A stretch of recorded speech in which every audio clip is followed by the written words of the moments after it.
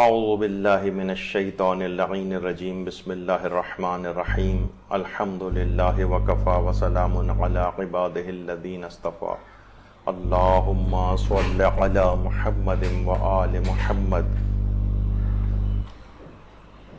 سورہ مبارک اعراف، اس کا تعارف اور اس سورہ کے حیرت انگیز فضائل و برکات پر ہماری آج کی گفتگو ہوگی۔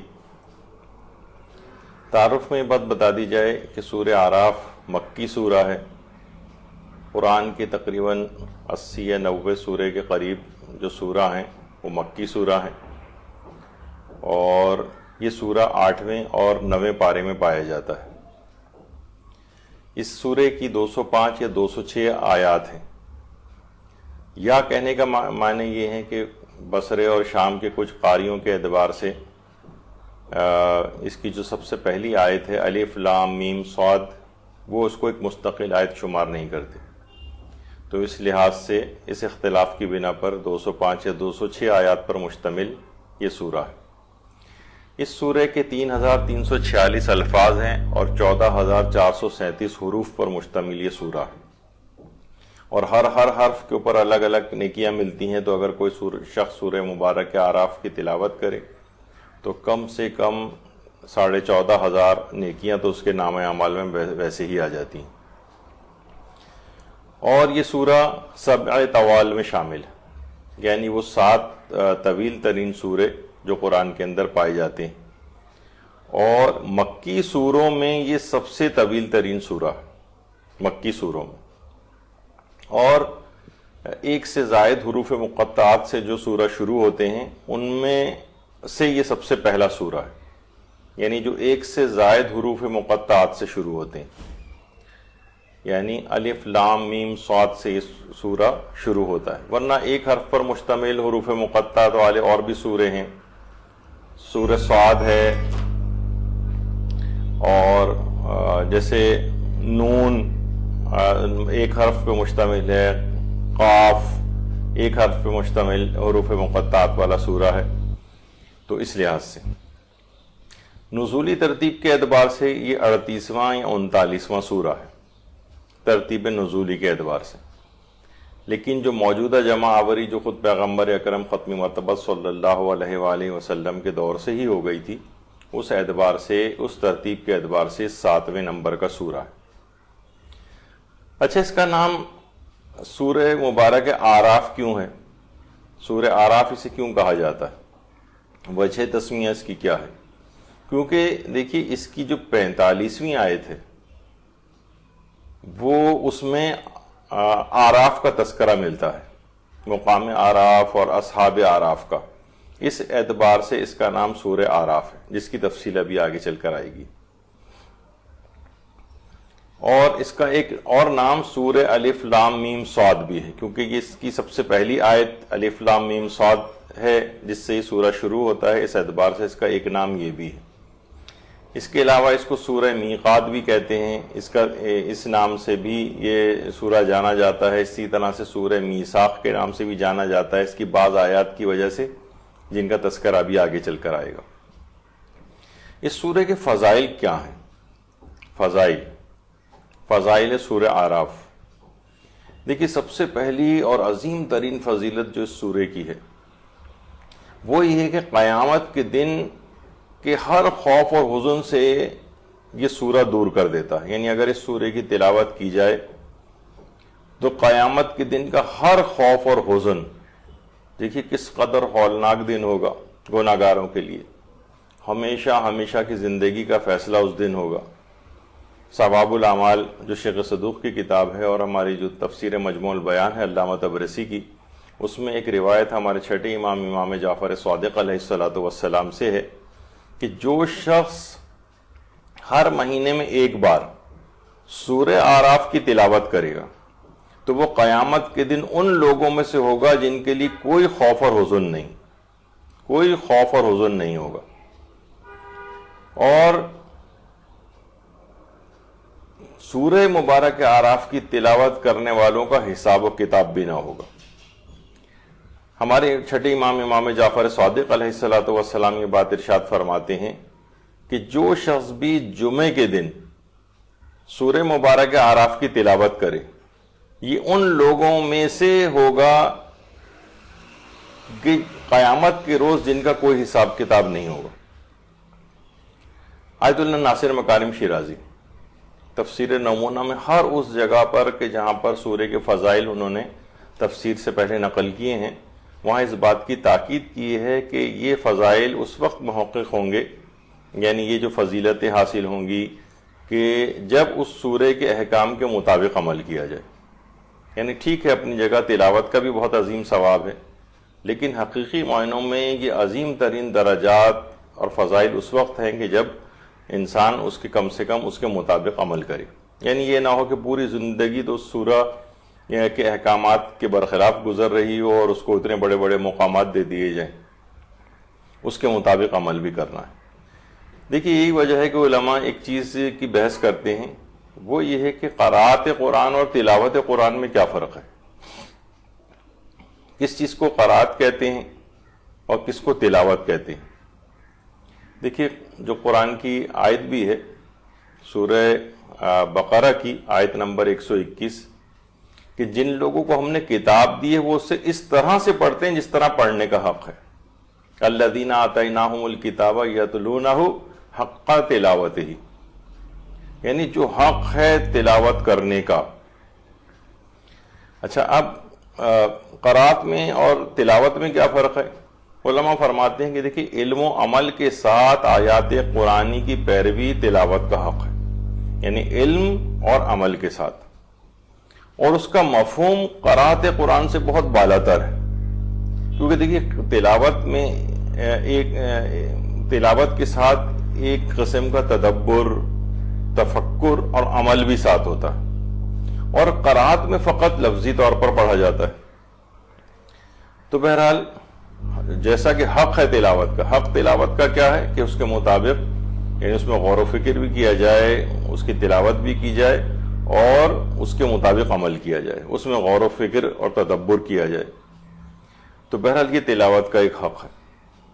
تو انسان فقط قرأت قرآن کی حد تک نہ رہ جائے، قرأت سورہ کی حد تک نہ رہ جائے، بلکہ اس کے پیغامات کے اوپر عمل بھی کرے، اس پر غور و فکر بھی کرے، جیسے کہ آگے بہت سی آیات کے متعلق ہم تفصیل سے ذکر کریں گے۔ تو اگلی اس کی فضیلت ہے کہ جو آیات سورہ اعراف ہیں یہ اپنے پڑھنے والے کی قیامت کے روز گواہی دیں گی۔ اس سلسلے میں بھی ایک روایت ہمارے چھٹے امام جعفر صادق علیہ السلام کی ہے۔ فرماتے ہیں امام کہ اس کی کچھ آیات محکم ہیں، ان پر عمل کرنا کبھی نہ بھولنا، کیونکہ یہ آیات روز قیامت اللہ کے سامنے اپنے پڑھنے والے کی گواہی دیں گی۔ تو انسان ترجمے کے ساتھ اس کو پڑھے، اس کو سمجھ کے پڑھے، جہاں اس کے پیغامات آ رہے ہیں اس کے مطابق عمل کی باتیں اپنے لیے نوٹ کرے، کیونکہ امام یہ فرما رہے ہیں اس بات کو کہ اس کی کچھ آیات محکم ہیں، ان پر عمل کرنا کبھی نہ بھولنا، کیونکہ قیامت کے دن اللہ کے سامنے اپنے پڑھنے والے کی گواہی دیں گی۔ اسی طرح سے سورہ اعراف شیطان کو بھی دور کر دیتی ہے، اور ایک روایت ہے ہمارے پیغمبر اکرم ختم مرتبت صلی اللہ علیہ وآلہ وسلم سے مروی تفسیر مجموع البیان میں کہ جو شخص بھی سورہ اعراف کی تلاوت کرے گا اللہ اس کے اور شیطان کے درمیان ایک رکاوٹ کھڑی کر دے گا، یعنی اب شیطان اس کو بہکا نہیں سکے گا۔ اسی وجہ سے ہم پچھلی نشستوں میں بھی بات کہہ چکے ہیں کہ انسان چھوٹے سوروں کی تلاوت تو کرتا ہے لیکن بڑے بڑے سوروں کو ان کی طوالت کی بنا کے اوپر چھوڑ دیتا ہے، اس وجہ سے ان کے تمام بہت سے فوائد اور برکات سے بھی محروم ہو جاتا ہے۔ تو سورہ مبارک اعراف کی آیات شیطان اور اس شخص کے درمیان ایک رکاوٹ کھڑی کر دیتی ہیں کہ پھر شیطان ان کو بہکا نہیں سکتا۔ ایک اور اس کا فائدہ یہ ہے کہ یہ سورہ کی تلاوت کرنے والا اس کو فائدہ یہ ہوتا ہے کہ حضرت آدم اس کے دوست قرار پاتے ہیں اور قیامت کے روز اس کا شفیع قرار پاتے ہیں۔ جو ہماری تفسیر مجموع البیان ہے علامہ تبریسی کی، اور مستدرک الوسائل جو ہماری کتاب ہے مرزا حسین نوری کی، اس میں ایک روایت ہمارے پیغمبر اکرم صلی اللہ علیہ وآلہ وسلم سے ذکر ہوئی ہے کہ جو بھی اس سورہ اعراف کی تلاوت کرے گا وہ حضرت آدم کا دوست قرار پائے گا، اور حضرت آدم کو اس کا شفیع قرار دیا جائے گا. یعنی دیکھیے کہ ہم سب لوگوں کے جد امجد اور باپ حضرت آدم علیہ السلام، وہ بھی اپنی اس پوری تمام اولادوں سے کس قدر محبت کرتے ہوں، تو وہ سفارش کریں گے، وہ شفاعت کریں گے. اچھا دیکھیے، شفاعت بھی دو طرح کی ہے. ایک تو یہ ہوتا ہے کہ گناہوں سے اور جو گناہ کے سلسلے میں جو عذاب ہیں ان سے نجات کے لیے شفاعت ہوتی، اور دوسری جنت میں مقامات بلند حاصل کرنے کے لیے بھی شفاعت ہوتی، یعنی نیچے کے مقامات سے اسے اٹھا کر شفاعت کر کے اسے بلند مقامات کے اوپر لے کر آیا جائے. یعنی فقط ہم یہ سوچتے ہیں کہ شاید صرف عذابوں سے بچانے کے لیے اور دوزخ سے بچانے کے لیے شفاعت ہوگی. نہیں، ایسا نہیں، بلکہ جو وہ افراد کے جو کہ جنت میں آ گئے ہیں ان کو نچلے مقامات سے بلند مقامات کی طرف لے جانے کے لیے بھی شفاعت ہوگی. تو حضرت آدم کا دوست قرار پائے گا. اب ظاہر حضرت آدم کا دوست کوئی معاذ اللہ دوزخی تو نہیں ہوگا، تو وہ جنت میں گیا ہوگا، لیکن حضرت آدم اس کے شفیع قرار پائیں گے، یعنی جنت میں بلند مقامات کی طرف اس کو لے جایا جائے گا. تو کتنا عظیم شان اس کا ثواب ہے. اسی طرح سے یہ سورہ دشمنوں کو دور کرنے والا سورہ بھی. ایک روایت ہے اصول کافی میں، اور جو مصباح کفمی جو ہماری کتاب ہے اس میں بھی ہے، مجربات امامیہ میں بھی ہے. پیغمبر اکرم صلی اللہ علیہ وآلہ وسلم، اللہم صلی علی محمد وآل محمد، ان سے مروی روایت ہے کہ جو شخص بھی اس سورہ آراف کو گلاب کے پانی اور زعفران سے لکھ کر اپنے گلے میں لٹکائے، گلاب کے پانی اور زعفران سے، یعنی وہ پانی جو ہو وہ زعفران والا جس سے لکھا جائے گا، اس میں کچھ گلاب بھی ملا لیا جائے، اس کا کوئی عرق وغیرہ، تو اس کو وہ لکھ کر اپنے سورہ آراف کو گلے میں لٹکائے. تو جب تک یہ سورہ اس کے پاس رہے گا، خدا کے حکم سے کوئی درندہ اور کوئی دشمن بھی اس کو نقصان نہیں پہنچا سکے گا. پیغمبر اکرم کی روایت ہے اس سلسلے میں. تو ان سب چیزوں کی بھی اہمیت ہے. گلے میں لٹکانے سے مراد تعویذ، بہت سے لوگ تعویذوں کے بھی آج کل خلاف ہو گئے، ایسا نہیں ہے. ائمہ سے مروی تعویذ بھی ہیں، معصومین سے مروی تعویذ بھی ہیں. تعویذ سے مراد یہی ہوتا ہے کہ مثلا کوئی سورہ لکھ کر اپنے گلے میں تعویذ کی صورت میں، یا کوئی دعا کو لکھ کر گلے میں تعویذ کی صورت میں پہن لیا جائے. اس میں کوئی حرج نہیں ہے. آج کل بہت سے وہابیت سے متاثر افراد ان چیزوں کے اوپر بھی اعتراض کرتے ہیں. ان سب چیزوں کے بھی اثرات ہوتے ہیں. تو دشمنوں کو دور کرنے والا سورہ ہے. اچھا، یہ سورہ وہ بھی ہے کہ جس میں دو سورتوں کی خصوصیات ہیں. علامہ محمد حسین طباطبائی نے یہ بات ارشاد فرمائی ہے کہ فرماتے ہیں کہ یہ سورہ الف لام میم صاد سے شروع ہوتا ہے. تو وہ فرماتے ہیں کہ اس سورے میں وہ سورہ جو صرف الف لام میم سے شروع ہوتے ہیں، اور سورہ صاد جو کہ ایک الگ سورہ ہے، ان دونوں قسم کے سورہ کی جو پیغامات اور خصوصیات اور مضامین ہیں وہ اس سورے کے اندر موجود ہیں. یعنی وہ سورہ جو الف لام میم سے شروع ہوتے ہیں قرآن میں، اور ایک سورہ صاد، ان سب کے کلیکٹیولی جو خصوصیات ہیں اور جو مضامین ہیں وہ سارے کے سارے صرف اس اکیلے سورہ آراف کے اندر آ گئے. یعنی یہ سورہ بہت سارے سوروں کی خصوصیات کا ایک مجموعہ ہے اور ان کے مضامین کا. سورہ آراف کا مضمون کیا ہے؟ دیکھیے، سب سے پہلی بات تو یہ کہ کئی دفعہ پہلے بھی بات بیان ہو چکی ہے کہ مکی سورہ جتنے بھی، کیونکہ سورہ آراف مکی سورہ ہے، تو مکے کے اندر ابھی ابتدائی طور پر اسلام کا پیغام پہنچایا جا رہا تھا. تو وہاں پر یقیناً توحید کے مسئلے ڈسکس ہوتے تھے، قیامت کے مسئلے ڈسکس ہوتے تھے، شرک کا مقابلہ کیا جاتا تھا. تو مکی سوروں کو جو خصوصیات ہیں وہ سورہ آراف کے اندر بھی ہیں. اس کا بھی مضمون وہی توحید، قیامت اور شرک وغیرہ سے مقابلے کا بیان ہے. یہ سورہ آراف کا مضمون ہے، یعنی سبجیکٹ جو ہے. اسی طرح سے سورہ آراف رزق و روزی میں بھی بے پناہ اضافہ کرواتا ہے. وہ جو کتاب ہے خواص آیات قرآن کریم، جس کا ہم پچھلے نشستوں میں بھی اکثر حوالہ دیتے ہیں، اس میں یہ کہ سورہ آراف کی اگر آیت نمبر 10 اس کو خالص نیت کے ساتھ جمعے کے دن اس وقت لکھا جائے کہ جس وقت نماز جمعہ ختم ہو چکی ہو، جس وقت نماز جمعہ ختم ہو چکی ہو اس وقت سورہ اعراف کی آیت نمبر 10 کو لکھا جائے. چھوٹی سی آیت ہے. اور اس کے بعد اس لکھی ہوئی جس صفحے کے اوپر لکھی جائے گی اس کو اپنے گھر میں یا اپنی دکان یا کاروبار کی جگہ پر لگائے. تو اس آیت کی برکت سے روزی میں بے پناہ اس کی فراخی نصیب ہوگی. اس کو بے پناہ فراخی. یعنی جو سورہ اعراف کی آیت نمبر 10 ہے اس میں یہ کہا ہے کہ یقیناً ہم نے تم کو زمین میں اختیار دیا ہے اور تمہارے لیے سامان زندگی قرار دیے ہیں مگر تم بہت کم شکر ادا کرتے ہو. تو زمین میں اختیار اور سامان زندگی کا قرار دینا وجعلنا لکم فیہا معائشہ. تو اس آیت کے اندر رزق اور روزی کے خزانے پوشیدہ. اس کو لکھ کر اگر اس موقع پر جمعے کے روز اس وقت جس وقت نماز جمعہ ختم ہو چکی ہوتی ہے اس وقت اس کو لکھا جائے اور اپنے گھر دکان یا کاروبار کی جگہ پر اس کو رکھ دیا جائے تو اس سے رزق اور روزی میں برکت نصیب ہوتی ہے.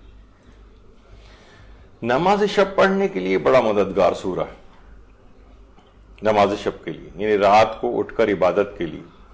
ہمارے ہاں تو سسٹم اس قسم کا ہو گیا ہے کہ راتوں کو بہت دیر تک جاگنا اور پھر فجر سے 1-8 گھنٹے 2 گھنٹے پہلے سو جانا, اس کے بعد اٹھنا نہیں نماز فجر کے لیے. تو جب انسان واجب نماز کے لیے نہیں اٹھے گا تو نماز شب کے لیے کیسے اٹھے گا؟ جبکہ موجودہ مجتہدین کے نزدیک نماز شب کا پڑھنا اور اتنا آسان بھی ہو گیا, جیسے آغا سیستانی فرماتے ہیں مثلا کہ نماز مغربین پڑھنے کے فوراً بعد بھی اس نماز شب کو پڑھا جا سکتا ہے. لیکن لوگ اس کے باوجود بھی صرف نظر کرتے ہیں. اچھا, نماز شب کے لیے مددگار سورہ کیسے ہے کہ سورہ اعراف کی 3 آیات جن کے متعلق ابھی آگے چل کر گفتگو آئے گی ہماری بڑی تفصیل سے. یہ 3 آیات ہیں, آیت نمبر 54, آیت نمبر 55 اور آیت نمبر 56. یہ 3 آیات خواص آیات قرآن کریم کے نام سے جو کتاب ہے اس میں بھی یہ بات بیان ہوئی ہے کہ جو ان 3 آیات کو پڑھے اور خدا سے خواہش رکھے کہ پروردگار اس کی نیند کو کم کر دے, خاص طور پر سونے سے پہلے اس کو پڑھے, کہ پروردگار سے خواہش رکھے اس کو سونے سے پہلے پڑھتے وقت کہ پروردگار اس کی نیند کو کم کر دے تاکہ وہ شب میں عبادت کے لیے قادر ہو سکے. تو انشاءاللہ پروردگار عالم خود اسے یہ توفیق نصیب فرمائے گا کہ اس کی نیند کم ہو جائے گی, یا جتنی بھی اس نے نیند کی ہے وہ نماز شب کے لیے اس سے پہلے اٹھ سکے گا, کہ پروردگار کی طرف سے کوئی لطف و عنایت اس کے لیے ہوگی.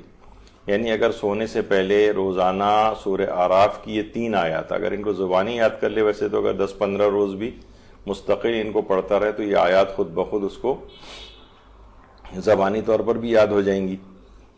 تو روزانہ سونے سے پہلے کوئی زیادہ وقت نہیں لگے گا, 1 منٹ سے بھی کم میں ان آیات کو پڑھ سکتا ہے. تو اگر واقعی وہ سیریس ہے نماز شب اور دیگر عبادات کے لیے رات کو اٹھنے کے لیے, تو پروردگار عالم اس کے دل میں اس طرح کا شوق پیدا کر دے گا اور اسے توفیق نصیب فرمائے گا کہ وہ رات کو اٹھ کر فجر سے پہلے نماز شب کو پڑھ سکے اور عبادت خدا انجام دے سکے. یہ ایک بہت بڑا فائدہ ہے. نماز شب کے لیے بہت مددگار سورہ ہے, عبادت خدا کے لیے مددگار سورہ ہے. اسی طرح اگر کسی ایسی جگہ پھنس جائے, خطرناک جگہ, اور جیسے کوئی بیابان میں پھنس گیا, کسی ایسی جگہ پھنس گیا, زندگی میں بہت سے ایسے لمحات آ جاتے ہیں جہاں اس کو خوف محسوس ہو, کرے یہ میں کہاں آ گیا, اس مصیبت سے میں کیسے نکلوں, تو اس موقع پر سورہ اعراف کی آیت نمبر 54 کی تلاوت کرے.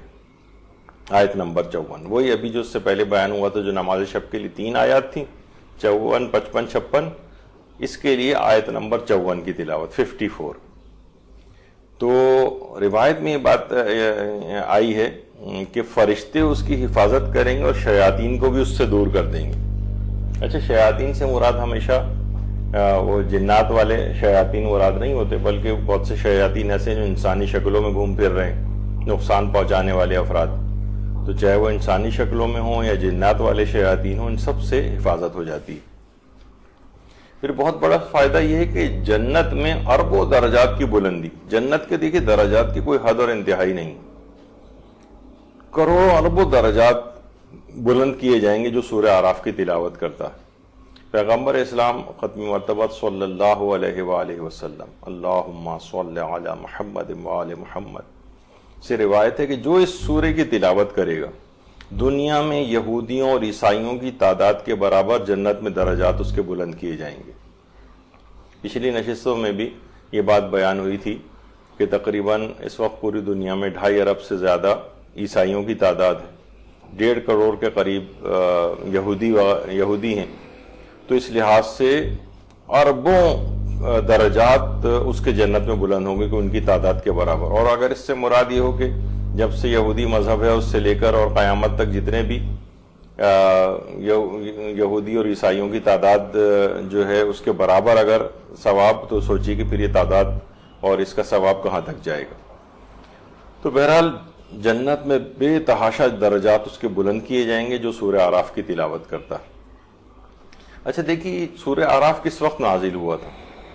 سورہ اعراف کا نزول کا وقت اس وقت تھا کہ جب مکے میں مسلمان بہت سخت حالات میں تھے، اقتصادی حالات، معاشی حالات انتہا سے زیادہ خراب تھی، قریش نے بائیکاٹ کیا ہوا تھا اور شیب ابی طالب میں محصور ہو کر مسلمان رہ گئے تھے۔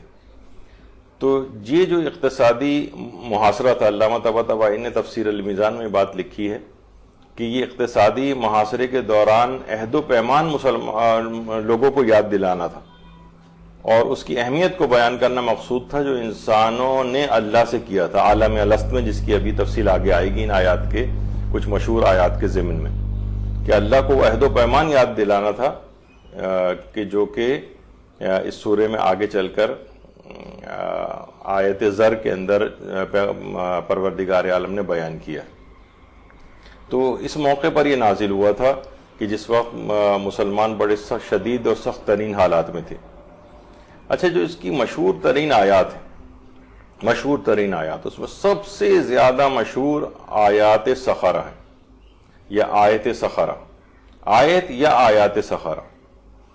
اچھا اگر آیت سخرہ مراد، اگر آیت سخرہ یعنی سنگولر اس کو پڑھا جاتا ہے تو اس سے مراد آیت نمبر 54 ہوتی ہے، 54، اور آیات سخرہ اس سے مراد ہیں 54، 55 اور 56ویں آیات۔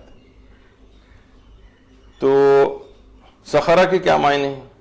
ابھی آگے چل کر آپ کے سامنے آیت بھی آئے گی کہ ہر چیز اللہ کے ارادے کے ماتحت مسخر ہو گئی، ہر چیز پہ اللہ کا مکمل اختیار ہے۔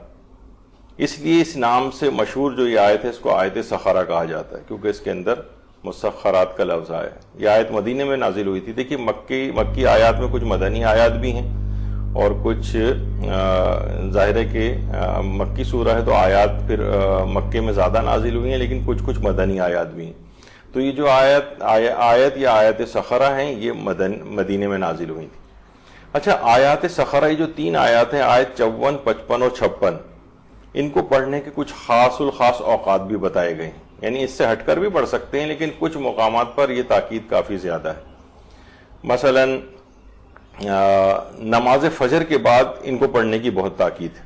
بڑی معرکۃ العرب آپ سنیں گے کہ کتنی اس کے فوائد ہیں، تو نماز فجر کے بعد اس کو پڑھا جائے۔ کچھ خاص مواقع ایسے ہیں کہ جس وقت مثلا حاجیوں کے عرفات پہنچنے کا وقت، عام مسلمان عموماً 9 ذی الحجہ کی صبح کے قریب وہاں پر پہنچتے ہیں، اور شیعہ کاروان جو ہیں وہ بہت سی انتظامی مجبوریوں کی وجہ سے 8 کی رات کو ہی وہاں پر پہنچ جاتے ہیں۔ تو بہرحال جس وقت بھی انسان عرفات کے میدان میں پہنچے تو وہاں پہنچ کر آیات سخرہ ان 3 آیات کی تلاوت کرے۔ تو اگر وہ مثلا 9 کو پہنچ رہا ہے یا 8 کی رات ہی کو پہنچ رہا ہے تو اس وقت ان آیات کی تلاوت کرے۔ پھر ایک اور موقع کہ جس موقع پر خصوصیت کے ساتھ اس بات کی تاکید ہے کہ ان آیات سخرہ کو پڑھا جائے، وہ ہے مثلا خاص طور پر مسجد میں داخل ہوتے وقت۔ جب انسان کسی مسجد میں داخل ہو تو ان آیات کو پڑھتا ہوا مسجد میں داخل ہو۔ اچھا آیت سخرہ ایک آیت ہے یا 3 آیات ہیں؟ ابھی ہم بار بار اس کا ذکر کر رہے تھے کہ یا تو اگر اس سے مراد ایک آیت ہے تو 54ویں آیت ہے، اور 3 آیات ہیں تو 56 تک ہیں، 56 تک۔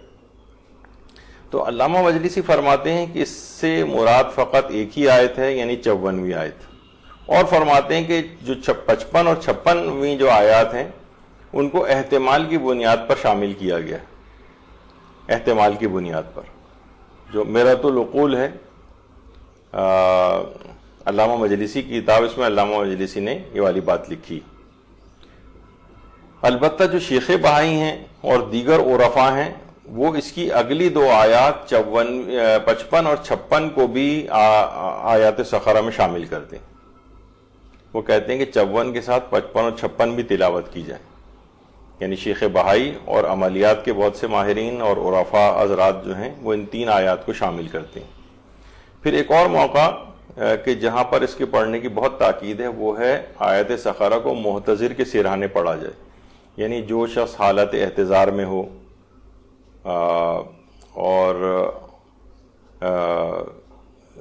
سکرات کے عالم میں ہو، وہاں پر ایسے موقع پر جو کہ بہت ہی خطرناک لمحہ اور موقع ہوتا ہے، اس موقع پر ان آیات کو جو محتضر ہے اس کے سرانے پڑھا جائے. اور اس کی پوری تفصیل ہے کہ حالت احتضار میں کون کون سی چیزیں اس وقت پڑھنی چاہیے. اس سلسلے میں مدرسے کی ایک مختصر سی کتاب بھی ہے، بعد میرے مرنے کے کام یہ ہیں کرنے کے.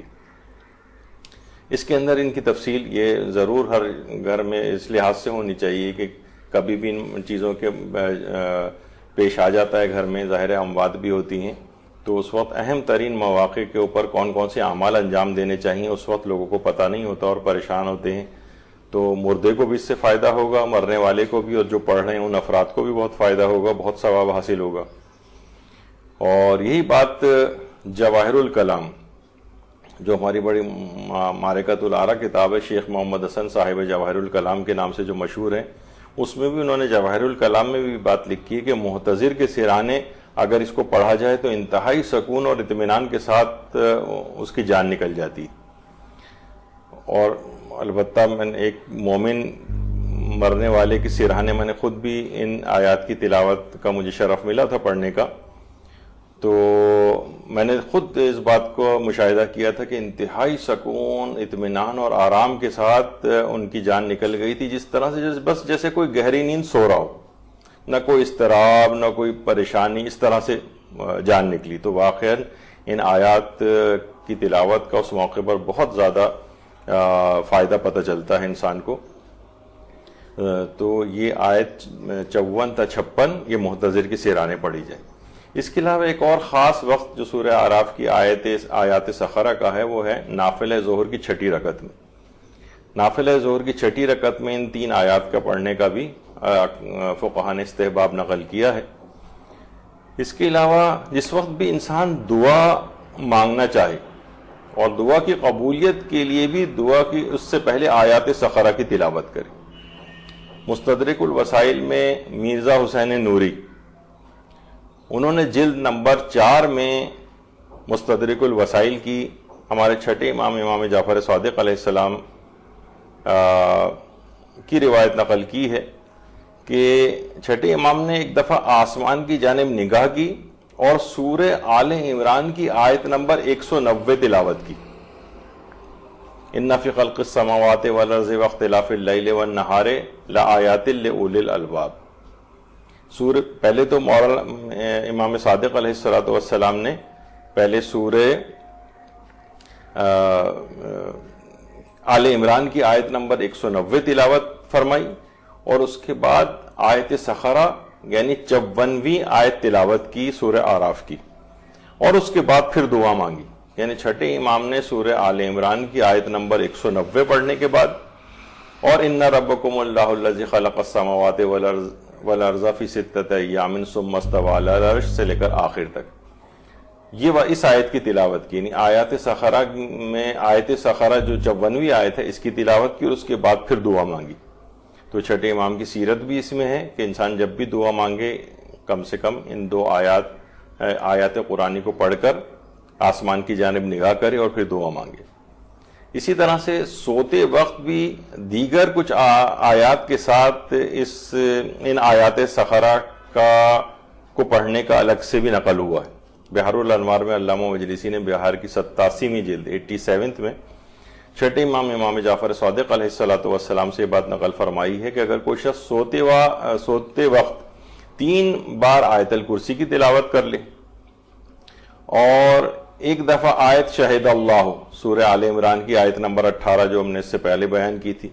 اس کے علاوہ آیت سخرہ، یہی 54ویں آیت، اور ایک آیت سجدہ، اس کو اگر تلاوت کر لے تو خدا اسے شیطان کے شر سے محفوظ رکھے گا، اور 30 فرشتے مقرر کرے گا جو اس کے لیے حمد کریں گے، اس کے لیے تسبیح کریں گے، اس کے لیے تکبیر پڑھیں گے، اس کے لیے تحلیل یعنی ان لا الہ الا اللہ کا ورد کریں گے، اور اس پڑھنے والے کے لیے مغفرت کی دعا کریں گے، اور اس کا تمام ثواب جو فرشتے یہ سب اعمال انجام دیں گے، وہ 30 فرشتے، اس کا ثواب اس شخص کو عطا کیا جائے گا کہ جو ان 3 مرتبہ آیت الکرسی، 1 دفعہ آیت شہد اللہ ہو، اور آیت سخرہ 54ویں آیت اور آیت سجدہ اگر کوئی شخص پڑھے گا تو یہ 30 فرشتے جتنی بھی یہ عبادات اور اذکار انجام دیں گے، سب کا ثواب اس پڑھنے والے شخص کو عطا کیا جائے گا۔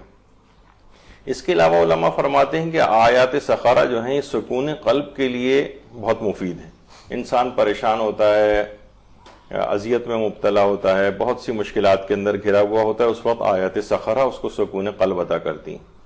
اسی طرح سے جادوگروں اور شیاطین سے حفاظت کے لیے بھی یہ سورہ یا آیات سخرہ جو ہیں یہ بہت مجرب ہیں کہ یہ ان چیزوں سے بچاتی ہیں، جادوگروں کے شر سے بچاتی ہیں، شیاطین کی شر سے بچاتی ہیں۔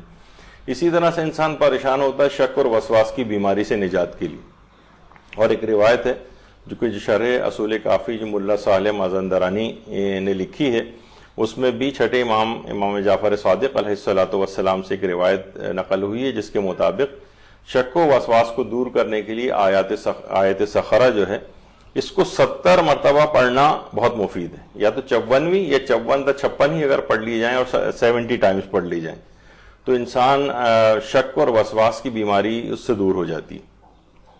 یہ بہت زیادہ لوگوں کے سلسلے میں یہ چیز دیکھنے میں آئی ہے، بہت لوگ شکایت کرتے ہیں شک اور وسواس بہت زیادہ ہوتے ہیں، تو اس سے نجات کے لیے ان آیات سخرہ کو یا 54ویں آیت کو اگر پڑھا جائے 70 دفعہ 70 ٹائمز تو اس کو بہت مفید ہے اس کے لیے۔ اسی طریقے سے مرتبہ یقین پر فائز ہونے کے لیے، دیکھیے یقین ایک بہت بلند درجہ ہے۔ جو لوگ بھی گناہ کرتے ہیں، یعنی جو آدمی جس قدر گناہ گار ہوتا ہے وہ اتنا ہی زیادہ اس میں یقین کی کمی ہوتی۔ دیکھیے جس کا اسے یقین حاصل ہوتا ہے نا کہ اس میں میرے لیے نقصان ہے، وہ انسان پھر کرتا نہیں۔ مثلا آپ کو 100% پتا ہے کہ اگر میں آگ کو اپنے ہاتھ پہ لگاؤں گا تو میرے ہاتھ کو شدید تکلیف پہنچے گی، کبھی بھی آپ نے ٹرائی نہیں کی کہ چلو چولہے میں ہم ہاتھ دے کے دیکھتے ہیں اپنا کیا ہوتا ہے، نہیں، آپ کو یقین ہوتا ہے کہ میرا ہاتھ جل جائے گا۔ کبھی نہیں ہوتا کہ آپ مثلا کسی اونچی منزل سے نیچے چھلانگ لگا دیں کہ دیکھیں کیا ہوتا ہے، نہیں، آپ کو یقین ہوتا ہے کہ میں نیچے گرا اگر وہاں سے تو میری جان چلی جائے گی، کبھی چھلانگ نہیں لگاتے۔ کبھی نہیں ہوتا کہ مثلا آپ کہیں گے زہر پی کے دیکھ لیتے ہیں، ہو سکتا ہے کہ اثر نہ کرے، نہیں، آپ کو یقین ہوتا ہے کہ زہر اگر پیا تو نقصان ہو جائے گا۔ پھر جب نقصان والی چیز جس سے بچنے کا یقین ہوتا ہے اس سے تو آپ کبھی اس کو انجام نہیں دیتے، پھر یہ گناہ کیوں انجام دیتے ہیں؟ جبکہ کیا اس کا مطلب ہے کہ ہمیں اس کے مقابل یقین نہیں ہے کہ اس کا کوئی عذاب ہمیں وہاں بھگتنا پڑے گا، عذاب قبر بھگتنا پڑے گا، یا دوزخ کا عذاب بھگتنا پڑے گا، یا قیامت کے عذاب بھگتنے ہوں گے، جبکہ روایات میں یہ چیز آئی ہیں۔ اس کا مطلب ہے کہ یقین کی کمی۔ تو ہمارے جو خیالات فاسدہ ہوتے ہیں ہمارے اندر، اوہام ہوتے ہیں، اور اپنی باطن کی صفائی کے اعتبار سے 70 بار ان آیات سخرہ کی اگر تلاوت کی جائے تو انسان کے یقین میں اضافہ ہو جاتا ہے، یقین میں اضافہ۔ خاص طور پر اس بات کو یعنی 70 مرتبہ آیات سخرہ کی تلاوت کا عمل، یہ آیت اللہ حسن زادہ عاملی نے بھی بتایا ہے۔ شرح مراتب طہارت، یہ آیت اللہ حسن زادہ عاملی کے فرمودات پر مشتمل کتاب لکھی گئی ہے جو انہی کے ایک شاگرد داؤد صمدی عاملی نے لکھی، جنہوں نے اس کی شرح کی۔ یعنی اگر 70 دفعہ اس کی تلاوت کر لی جائے ان آیات سخرہ کی تو انسان ایک تو یہ کہ منزل یقین کے اوپر پہنچ جائے گا، اور دوسری بات یہ ہے کہ اس سے شک اور وسواس کی بیماری سے بھی اس کو نجات ملے گی۔ تو یہ استاد صمدی عاملی، یہ شاگرد ہیں آیت اللہ حسن زادہ عاملی کے، وہ یہ بات ارشاد فرماتے ہیں کہ اگر کوئی شخص 70 دفعہ ایک ساتھ نہ پڑھ سکے تو اس کو تقسیم اور منقسم کر کے بھی پڑھ سکتے ہیں. مثلا 10-20 دفعہ ایک دفعہ پڑھ لی، پھر کچھ وقفہ دے کے پھر پڑھ لیا، اس طرح تقسیم کر کے بھی ان آیات کو پڑھا جا سکتا ہے. اور شرح مراتب طہارت، اس کے اندر بھی یہ بات لکھی ہوئی ہے کہ بہرحال اس کو تقسیم کر کے بھی پڑھ سکتے ہیں. اور اسی بات کو آیت اللہ حسن زادہ عاملی کی ایک اور کتاب ہے 1001 نکتے، 1001 نکتہ کے نام سے، اس میں نکتہ نمبر 978 جو انہوں نے بیان کیا ہے، اس میں جو سالکان ہیں، یعنی جو علم روحانیت وغیرہ کو حاصل کرتے ہیں، ان کے لیے کچھ دستور العمل دیا ہے آیت اللہ حسن زادہ عاملی نے. اس دستور العمل میں آیات سخرہ کو بھی شامل کیا ہے. کچھ اور باتیں بھی اس کے اندر ہیں، لیکن اس میں آیات سخرہ بھی ہیں کہ ان کی بھی تلاوت کی جائے. یعنی جو شخص بھی روحانی طور پر اپنے آپ کو مضبوط کرنا چاہتا ہے وہ آیات سخرہ کی تلاوت کرے. اور آقا صمدی عاملی نے کچھ احتیاطوں کو بھی اس سلسلے میں ذکر کیا ہے.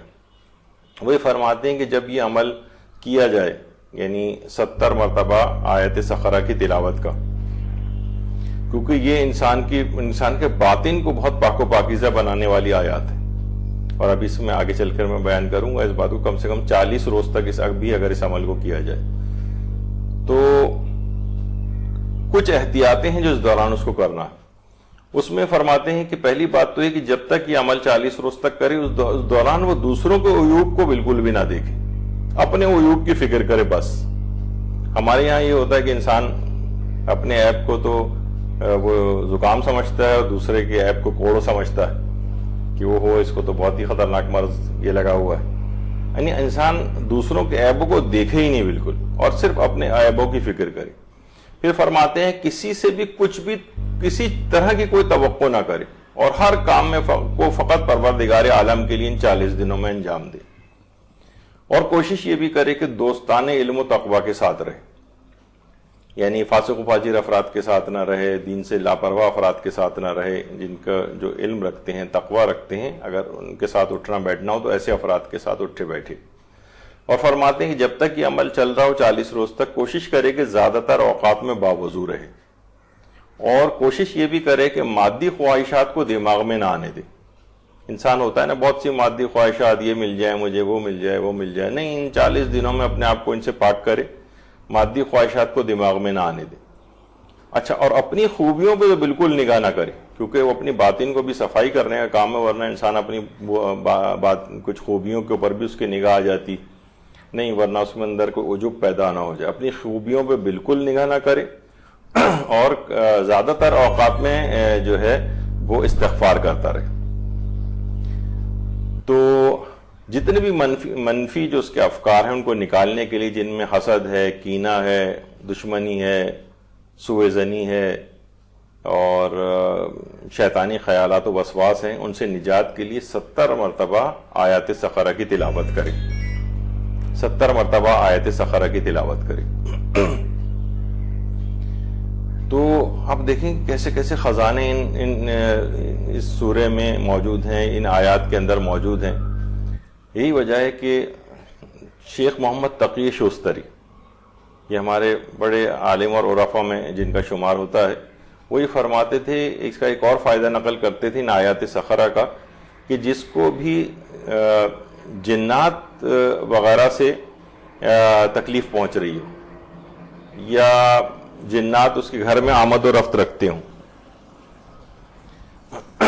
جنات اس کے گھر میں آمد و رفت رکھتے ہوں، تو وہ 70 مرتبہ آیات سخرہ کو بلند آواز سے پڑھے. 70 مرتبہ آیات سخرہ کو بلند آواز سے پڑھے. اور ویسے اس سے جو ہے شیاطین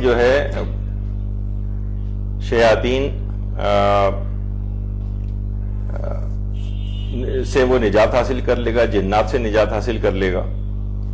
اس کے علاوہ ویسے ضمناً بھی بات بیان کر دی جائے، سورہ جن کی تلاوت بھی اس سلسلے میں مفید ہے، اور گھروں میں اگر حرز ابو دجانہ انصاری لگائی جائے. اچھا، یہ جو فرماتے تھے کہ جنات سے حفاظت کے لیے 70 مرتبہ آیات سخرہ کی تلاوت کی جائے. اور حرز ابو دجانہ انصاری جس کے متعلق ہماری یہاں پر ایک گفتگو اور نشست بھی ہو چکی ہے، یہ بھی اپنے گھروں میں لگانا چاہیے۔ رجائے مطلوبیت کی نیت سے آیت اللہ سیستانی نے بھی کہا ہے کہ بہرحال اگر کوئی اس دعا کو اپنے گھر میں لگائے تو اس کے فوائد حاصل ہوتے ہیں اسے۔ تو دیکھیے سالک جو ہوتا ہے، جو بھی روحانیت اپنی قوی کرنا چاہتا ہے، اس کے لیے جو مشکل ترین مرحلہ جو ہے وہ اپنے باطن کو پاک کرنا ہے، باطن کو پاک کرنا، جس کو کہا جاتا ہے تطہیر باطن کے لیے تخلیہ ہوتا ہے، پھر تہلیہ ہوتا ہے، یعنی گندگی پہلے ہٹائی جائے گی اس جگہ سے، پھر ملکوتی آثار نمایاں ہوں گے۔ تو تطہیر باطن کے لیے جو سب سے بہترین آیات ہیں وہ آیات سخرہ ہیں، جن کی 70 مرتبہ تلاوت کرنے سے یہ فائدے حاصل ہوتے ہیں۔ یہی وجہ ہے کہ آیت اللہ شیخ ابراہیم امینی کچھ ہی دن پہلے ان کا انتقال بھی ہو گیا ہے، انہوں نے 40 روز کا یہ عمل بتایا تھا مرتبہ یقین تک پہنچنے کے لیے، اور رسول کافی کی پہلی جلد کی جو روایت ہے اس کے مطابق، یعنی اگر خیالات فاسدہ ہوں، کسی کو اوہام آتے ہوں اور مرتبہ یقین تک اس کو پہنچنا ہو، تو وہ فرماتے تھے 40 روز کا یہ عمل ہے کہ سحر کے وقت وہ بیدار ہو جائے، وضو کرے، خلوت اور تنہائی کی جگہ پر حضور قلب کے ساتھ نماز شب کو ادا کرے، نماز شب کو ادا کرے، پھر نماز وتر کا جو سب سے آخری 11ویں رکعت ہے اس کے قنوت کو طویل کرے، 40 مومنوں مومنات کے لیے دعائیں مغفرت کرے گا ان کا نام لے کر، تو قنوت طویل بھی ہو جائے گا، اور اس کے بعد 70 مرتبہ آیات سخرہ کی تلاوت کرے، تو اس کو یقین کامل بھی نصیب ہوگا 40 روز کے اس عمل میں، خیالات فاسدہ سے نجات ملے گی، اور اوہام، شکوک اور باطن کی صفائی کے لیے ان آیات سخرہ کی تلاوت بہت زیادہ مفید ہے۔ 40 روز تک اس عمل کو کرنا ہے۔ خواتین بھی اس عمل کو کر سکتی ہیں، اور ان ایام میں بھی کر سکتی ہیں کہ جس میں نماز وغیرہ نہیں پڑھی جاتی، تو نماز پڑھنے کے علاوہ اس آیات سخرہ کی تلاوت وہ کر سکتی ہیں۔ تو یہ آیات سخرہ جو سورہ اعراف کی 54 سے 56 آیات ہیں، ان کے آپ نے دیکھا کہ کس قدر فضائل اور برکات ہیں۔ یہ مشہور ترین آیات میں سے ایک یا 3 آیات تھیں سورہ اعراف کی۔ اس کے علاوہ جو مشہور ترین آیات ہیں ان میں ایک آیت اصحاب اعراف ہے، جس میں اعراف کا تذکرہ یا اصحاب اعراف کا تذکرہ آیا ہے، 46ویں آیت۔ وَبَيْنَهُمَا حِجَابٌ وَعَلَى الْأَعْرَافِ رِجَالٌ يَعْرِفُونَ كُلًّا بِسِيمَاهُمْ وَنَادُوا أَصْحَابَ الْجَنَّةِ أَنْ سَلَامٌ عَلَيْكُمْ لَمْ يَدْخُلُوهَا وَهُمْ يَطْمَعُونَ، اور ان دونوں یعنی بہشت اور دوزخ کے درمیان پردہ ہے، یعنی ایک حد فاصل ہے، اور آراف پر کچھ لوگ ہوں گے جو ہر ایک کو اس کی علامت سے پہچان لیں گے، اور وہ بہشت والوں کو پکار کر کہیں گے کہ تم پر سلام ہو، اور یہ لوگ ابھی بہشت میں داخل نہیں ہوئے ہوں گے لیکن اس بات کی خواہش رکھتے ہوں گے کہ ہم جنت میں چلے جائیں۔ یہ ہے آیت نمبر 46 نمبر کی یہ مشہور ترین آیات میں سے آیت اصحاب اعراف یا آیت اعراف کہی جاتی۔ اعراف کیا ہے؟ دیکھیے اعراف جنت اور دوزخ کے درمیان کی ایک جگہ ہے، وہ جو گلستان میں شیخ سعدی نے جو ایک بیت لکھی ہے نا کہ حوران بہشتیرا دوزخ بود اعراف از دوزخیاں پرس کے اعراف بہشت است، یعنی جو حوران جنت ہیں وہ اعراف کو دوزخ سمجھتی ہیں، اور دوزخی جو ہیں وہ اعراف کو جنت سمجھتے ہیں۔ یہ درمیان کی ایک جگہ ہے۔ علامہ طباطبائی نے تفسیر المیزان میں لکھا ہے کہ وہاں کچھ افراد ہوں گے جو اعراف کے اوپر ہوں گے، جہاں سے وہ جنتی اور دوزخیوں کو دیکھ سکتے ہیں۔ اچھا، یہ اصحاب اعراف کون ہیں؟ ہمارے اہل سنت برادران یہ کہتے ہیں کہ یہ وہ لوگ ہوں گے جن کے نیک اور بد اعمال بالکل برابر ہوں گے، لیکن شیعوں کے نزدیک جو ان کے پاس روایات ہیں اس میں اصحاب اعراف سے مراد انبیاء اور ائمہ علیہم السلام، اللہم صلی علی محمد وآل محمد، خاص طور پر پیغمبر اکرم اور ائمہ اطہار علیہم السلام۔ علامہ طباطبائی نے البتہ بعض مفسرین کے حوالے سے یہ بات بھی لکھی کہ اصحاب اعراف فرشتوں کو اعراف کے مقام پر یعنی ہر شخص پر نازل کیا جائے گا اور ان کو وہ شکلوں سے پہچانتے ہوں گے. یعنی اس سے مراد کچھ مفسرین نے کہا فرشتے ہیں جو وہاں پر ہیں جو ہر شخص کو ان کی شکلوں سے پہچانتے ہیں. اچھا بہرحال دیکھیے جو مقام اعراف ہے وہاں پر کچھ لوگ یہ کہتے ہیں کہ جناب یہاں پر وہ اطفال اور مجانین ہوں گے، یعنی یہاں پر رکھے جائیں گے کہ جو کہ یعنی اعراف میں کون رہے گا اس جنت و دوزخ کے درمیان کی جگہ کو، یعنی چھوٹے بچے جو انتقال کر جاتے ہیں یا مجنون و پاگل جو افراد ہوتے ہیں ان کو وہاں پہ رکھا جائے گا، یا زمانہ فطرت کے اندر یعنی دو انبیاء کے درمیانی زمانہ جو ہوتا ہے، ایک نبی چلا گیا ہے اس کے بعد دوسرا نبی کے جو درمیانی پیریڈ ہوتا ہے اس میں جو افراد آئے ان کو وہاں پر رکھا جائے گا، یا بہت سے مستضعفین کو رکھا جائے گا جن تک حق پہنچ نہیں سکا، حق مشکوک ہو گیا ان کے نزدیک، ان کو کوئی بتانے والا نہیں تھا، ایسے افراد کو وہاں پر رکھا جائے گا. تو بہرحال کچھ وقت کے لیے اعراف کے مقام پر کچھ افراد کو وہاں پر رکھا جائے گا. اور تو یہ بہت مشہور اس کی آیت ہے، آیت نمبر 46، آیت اصحاب اعراف. اس کی تفصیل آپ اس کے اندر تفاسیر کے اندر پڑھ سکتے ہیں. اس کے علاوہ مشہور ترین آیات میں ایک آیت نمبر 172 جسے آیت میثاق کہا جاتا ہے. آیت میثاق یہ 172ویں آیت ہے، اور اس آیت میں کیا ہے، اور وہ وقت یاد کرو جب تمہارے پروردگار نے بنی آدم کی پشتوں سے ان کی نسل کو نکالا جو نسلاً بعد نسلاً پیدا ہونے والی تھی، اور ان کو خود ان کے اوپر گواہ بناتے ہوئے پوچھا کیا میں تمہارا پروردگار نہیں ہوں؟ سبھی نے جواب دیا ہاں ہے، بے شک ہم گواہی دیتے ہیں کہ تو ہمارا پروردگار ہے. یہ کارروائی اس لیے کی گئی تھی کہیں تم قیامت کے دن یہ نہ کہہ دو کہ ہم تو اس بات سے بے خبر تھے. یہ آیت میثاق کہلاتی. اسے آیت زر بھی کہا جاتا ہے، یعنی عالم زر.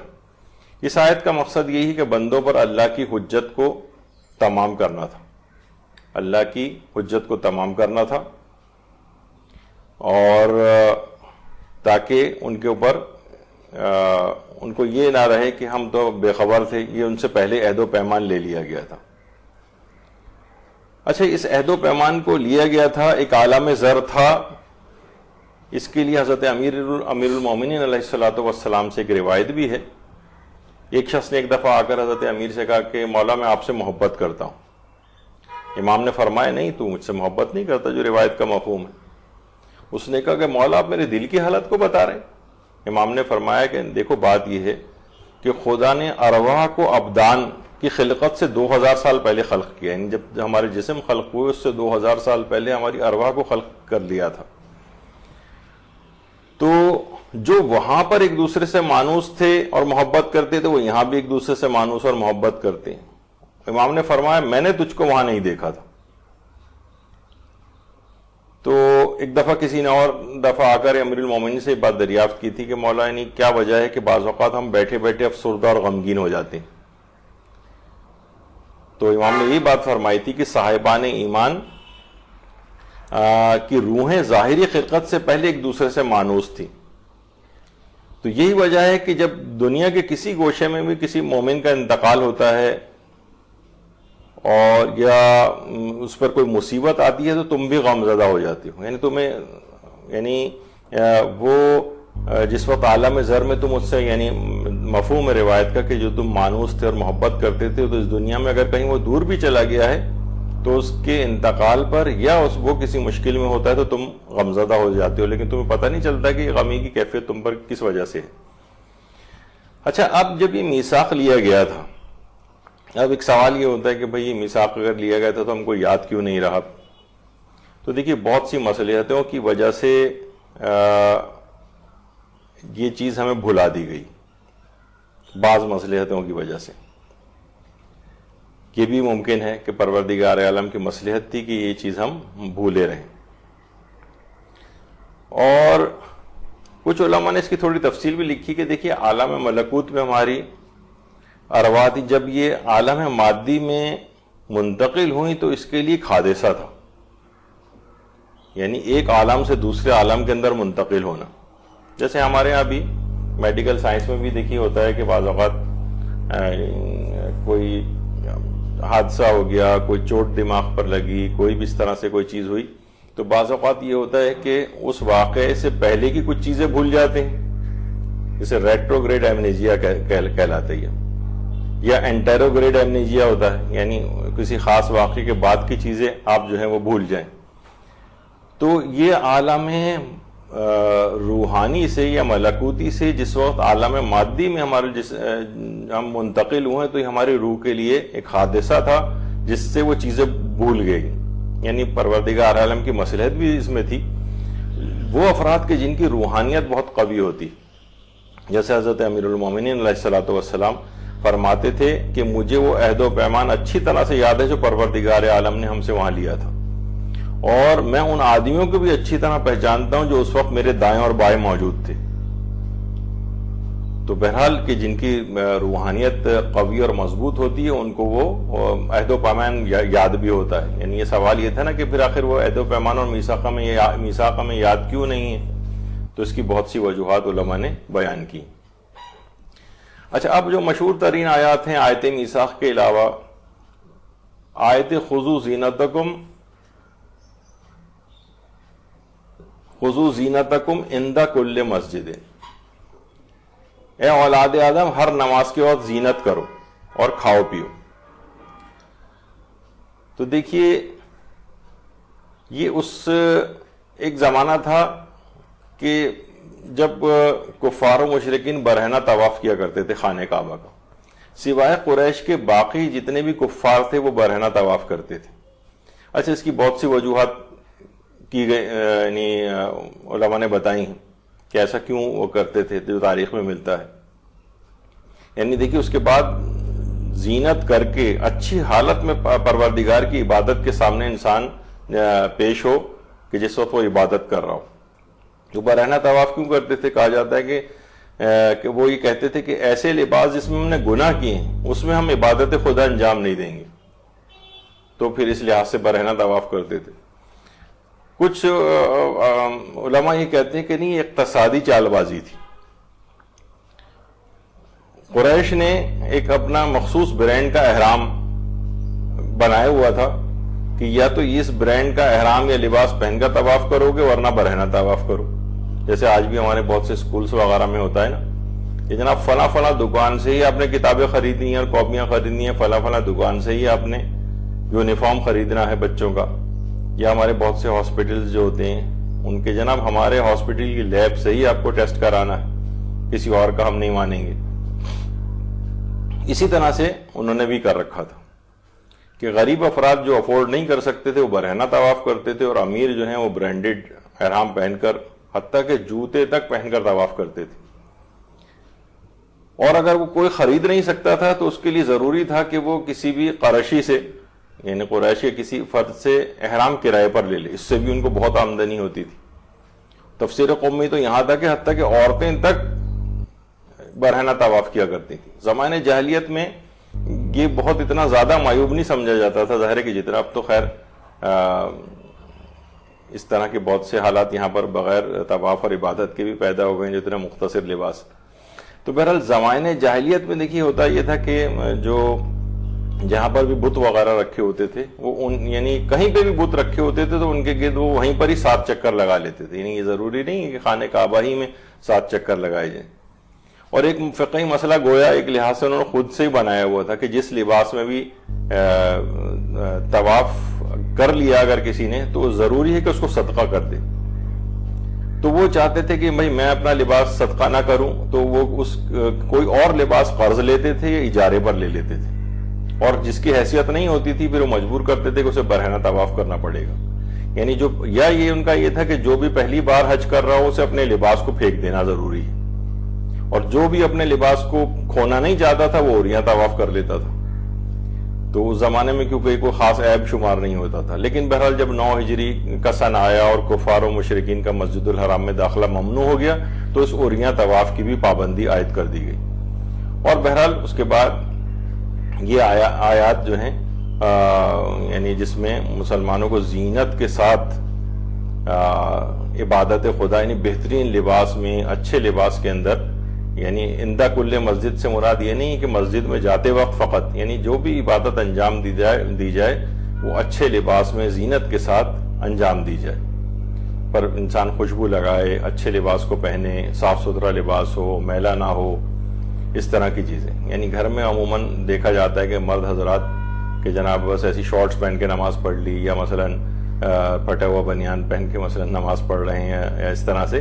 یعنی وہ پروردگار عالم کے سامنے انسان جس وقت جائے تو وہ زینت کے ساتھ جائے، اچھی حالت کے اندر اس کو چاہیے کہ نماز پڑھے. تو یہ آیت خذوا زینتکم عند کل مسجد، یعنی اس کے ضمن میں ایک تھوڑی سی باتیں نقل ہوئی ہیں. اچھا، اسی طرح سے جو اس کی مشہور ترین آیات ہیں اس میں ایک آیت لن ترانی بھی ہے. لن ترانی آیت 143.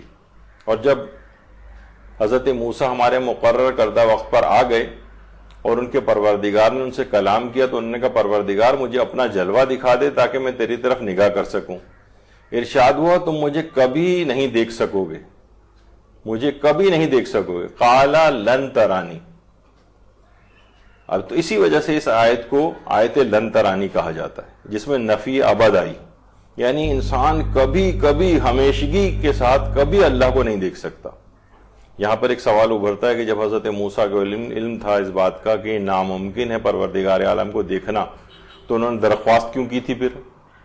تو آیت اللہ ناصر مکارم شیرازی فرماتے ہیں اس کی وجہ یہ تھی کہ موسیٰ بنی اسرائیل کی نمائندگی کر رہے تھے، کیونکہ بنی اسرائیل نے ایمان کو اللہ کے دیدار سے مشروط کر دیا تھا. ہم اس وقت اللہ کو مانیں گے جب اس کو دیکھیں گے. حضرت امام علی رضا علیہ الصلوۃ والسلام کی بھی روایت ہے کہ موسیٰ ایسی درخواست کرنے پر اللہ ہی کی طرف سے مامور تھے تاکہ لوگ اس کا جواب سن سکیں. کیونکہ دیکھیے اللہ کو دیکھنا ممکن ہی نہیں، یعنی عقلاً محال بھی، کیونکہ اگر وہ نظر آئے گا تو محدود ہو جائے گا اور اللہ لامحدود ہے. جس کو بھی دیکھا جائے اس میں یعنی آنکھ میں اور اس چیز کے درمیان کوئی فاصلہ ہونا چاہیے، یعنی وہ فاصلہ جس میں اللہ نہ ہو. مثلا آپ کی آنکھ کے اوپر بالکل اوپر جا کے کوئی ہاتھ رکھ دے تو آپ کو اپنی انگلی نظر نہیں آئے گی، کیونکہ درمیان میں کوئی گیپ نہیں رہا ہے.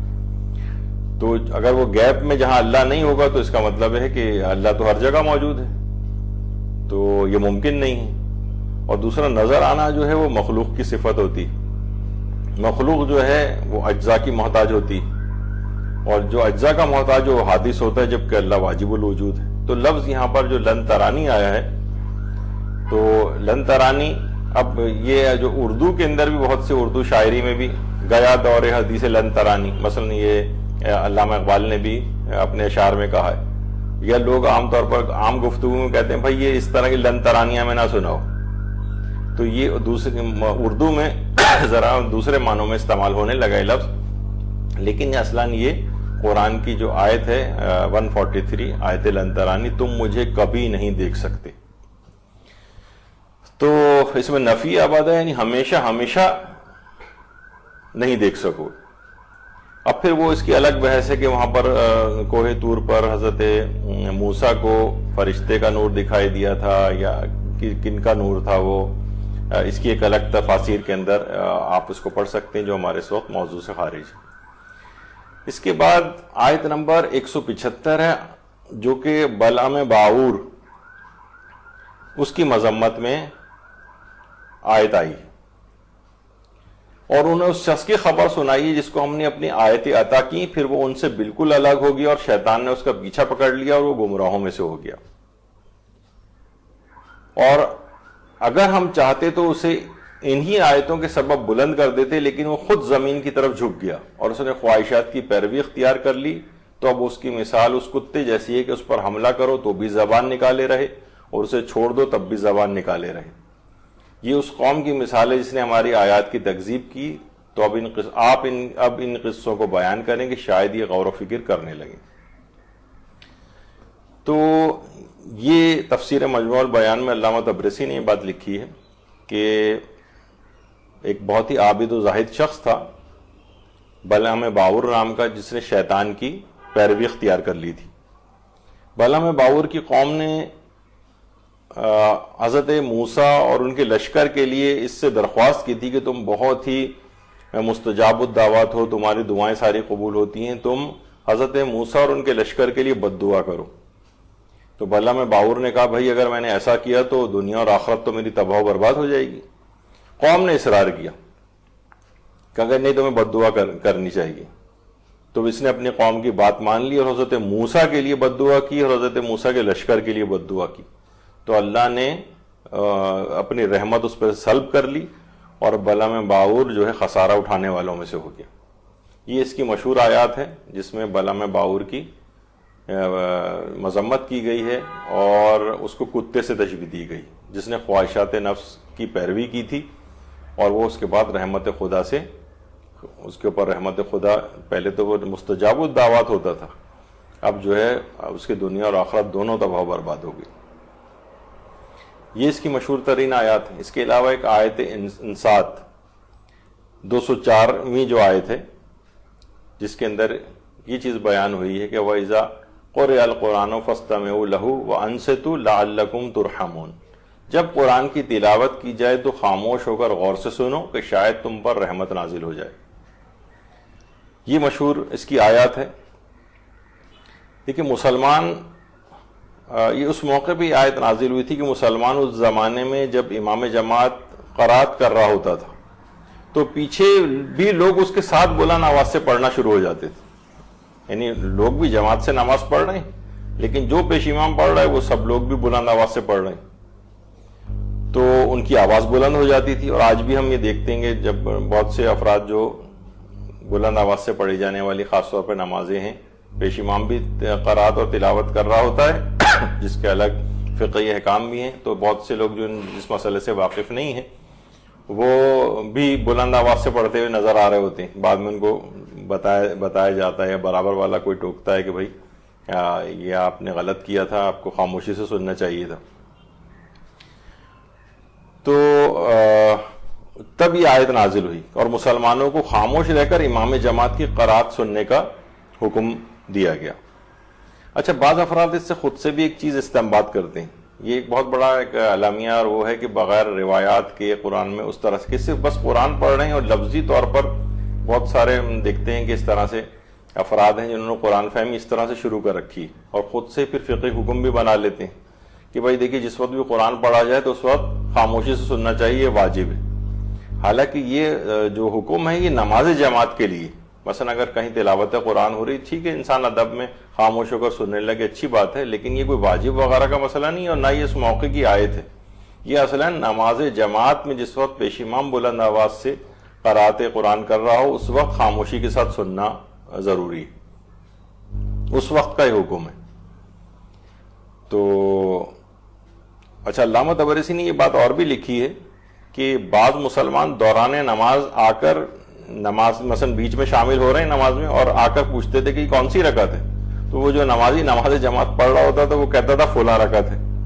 تب یہ آیت نازل ہوئی کہ نماز میں اس طرح سے خاموش ہو کر بات سنو، یعنی بات چیت نہ کرو بلکہ خاموشی سے جو قرات ہو رہی ہے اس کو سنو. وہ جو لطیفہ بھی مشہور ہے نا کہ اسی طرح سے کچھ افراد کھڑے ہوئے نماز پڑھ رہے تھے، ایک شخص بیچ میں آ کر آیا، اس نے پوچھا کون سی رکعت ہے، تو دوسرے شخص نے بتایا کہ فلاں رکعت ہے. تو تیسرا شخص جو اسی قطار میں کھڑا ہوا تھا صف میں اس نے کہا ارے یہ تم کیا کر رہے ہو، نماز میں بولا نہیں جاتا ہے، نماز بولنے سے نماز ٹوٹ جاتی ہے. چوتھا بولتا ہے کہ خدا کا شکر ہے کہ میں نہیں بولا. تو بہرحال اس طرح سے سبھی کی نماز خراب ہو گئی. تو لطیفے بھی اس کے جو ہے وہ بنائے گئے ہیں. تو بہرحال یہ جو ہے عام حالات کا حکم نہیں ہے، نماز جماعت کا حکم ہے. اسی طرح سے جو اس کی مشہور آیات ہیں ان میں ایک آیت نمبر 42 ہے جسے جو کہ تکلیف مالا یطاق کی ممنوعیت سے متعلق ہے. یعنی جو اس کی آیت نمبر 42 ہے بہت سی طریقے سے آئی ہے. لا یکلف اللہ نفسا الا وسعہا بھی ہے، لا نکلف نفسا الا وسعہا بھی ہے کہ جن لوگوں نے ایمان اختیار کیا اور نیک اعمال کی ہم کسی نفس کو اس کی وسعت سے زیادہ تکلیف نہیں دیتے، اس پر یعنی ایسی اس پر تکلیف نہیں ڈالتے جسے وہ اٹھا نہ سکے. یعنی اتنی ہی ہم اس پر تکلیف شرعی ڈالتے ہیں یا اس کو اتنی ہی مصیبتوں میں مبتلا کرتے ہیں. بہرحال یہ ہے کہ یہاں پر یعنی تکلیف شرعی بھی اس سے مراد ہے کہ جسے مثلا اللہ کبھی بھی نہیں آپ سے نہیں کہے گا، اسے پتہ ہے کہ آپ ہوا میں اڑ نہیں سکتے، کبھی آپ کو حکم نہیں دیا جائے گا کہ ہوا میں اڑو. بعض اوقات یہ بھی ہوتا ہے جسے ہماری فقہ میں مسئلہ حرج بھی کہا جاتا ہے کہ اگر آپ پر کوئی شخص روزہ رکھ ہی نہیں سکتا ہے تو اس کے لیے روزہ رکھنا حرام ہو جاتا ہے. کبھی کسی جس کے معذور ہو کوئی شخص، دونوں ٹانگیں نہ ہو، اسے کبھی اسلام نہیں کہے گا کہ تم جو ہے دوڑو. تو بہرحال یہ تکلیف مالا یطاق، یعنی ایسی تکلیف اٹھانے کا اسلام حکم نہیں دیتا جس کا اس نے حکم ہی نہیں. یعنی ہر شخص کو اپنی جتنی اس کے اندر استعداد ہے اس سے بڑھ کر پروردگار حکم نہیں دیتا ہے، اور ہر شخص کی استعداد الگ الگ بھی ہوتی. ایک شخص کا حکم دوسرے شخص کے اوپر نہیں لگایا جاتا. اس کی بڑے فقہی مباحث ہیں اور بڑے اس کی اپلیکیشنز ہیں، الگ الگ ہیں. بہت سے لوگ بہت اس طرح کے ہوتے ہیں، بڑے اسٹرانگ ٹائپ کے ہوتے ہیں، وہ بہت سی چیزوں کو برداشت کر لیتے ہیں، ان کے لیے بعض اوقات حکم الگ ہو جاتا ہے. اور جو اس سے کم تر ہوتے ہیں، بعض اوقات جو ہو سکتا ہے دوسرا اعتراض کرے کہ ارے بھائی تم نے صرف اس وجہ سے روزہ چھوڑ دیا. لیکن ہر شخص کے اپنے اوپر چھوڑا گیا ہے کہ تمہارے لیے جو چیز ناممکن ہو جائے، کرنا ممکن نہ رہے، تو پھر وہ چیز تمہارے لیے معاف ہو سکتی.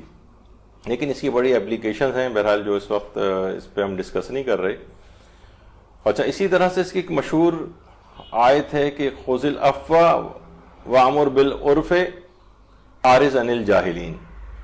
اے رسول، درگزر اختیار کرو، اچھے کاموں کو حکم دو اور جاہلوں سے منہ پھیر لو.